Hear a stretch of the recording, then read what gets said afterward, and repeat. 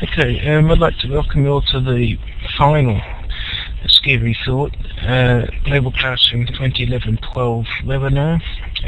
Looking forward to looking back, which, as it says, is basically looking forward to where we're going and a reflection on where we've been. Global Classroom 2011-12 ran from October 2011 to June 2012.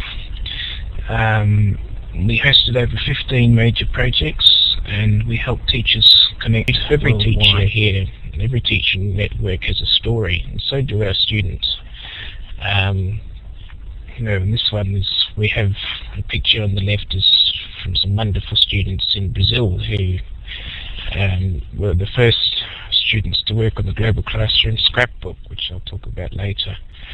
In the middle we have kids from Lebanon, Beirut, Lebanon, Trinidad and Tobago, from the Water Spain School.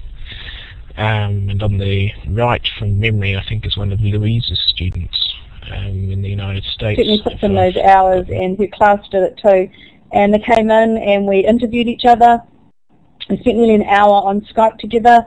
Yeah, it was really fun, wasn't it? And the kids just loved that connection. It was very, very relevant, and we learnt lots about where they came from Pennsylvania, and hopefully we managed to communicate lots of things about life in New Zealand.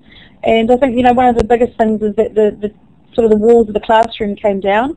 We certainly tore those down well and truly, and yeah, it was a much sort of deeper knowledge of each other's lives and those comparisons to one another as well. We've also got, I'm going to say your name wrong, I think, Rawia. She's going to have to type it in phonetically for me, I think, from Lebanon, who is also here on the webinar. And this is the Scruffalo project that we have there. Oh, I did say it right, thanks. And we sent our other class mascot over to Lebanon, and it just absolutely awesome fun. We've done some cooking from Lebanese cookbook that I managed to find, and we've been again sort of comparing and contrasting our lives. And yeah, a wonderful project. We've had so much fun. Again, we decided to flatten those walls and make sure that the kids could really communicate with one another through the blogging. And we've got one of our Gruffalos is also over in Singapore at the moment.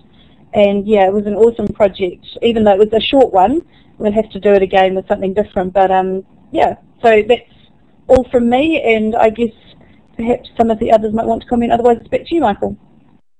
Months ago, so I didn't even know about the Gruffalo project and the Skype and what's happening behind the scenes there. So that's what I'm. Oh, come on! Really quite impressed with the work that you've done over the past year. Yes, you are always up to mischief. It's what makes us so dangerous, isn't it? Okay.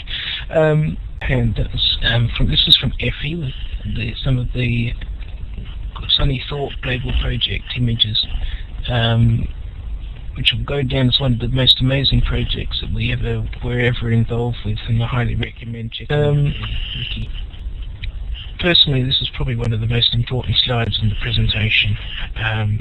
This project was made possible through the efforts and the creativity of teachers around the world. I know I'm considered to be the public face of this project, but frankly I couldn't have done it without you. There are some people in this list who are going to be puzzling with exactly how they impacted on me personally in the community, but rest assured that this is just the tip of the iceberg. There are so many people who I can only just say thank you, because without you we couldn't have done what we've created. And just to think that I'm a third-year teacher who's never had his own class, and you find yourself doing this, working with world leaders and across 6 continents. It's been quite a humbling and amazing experience.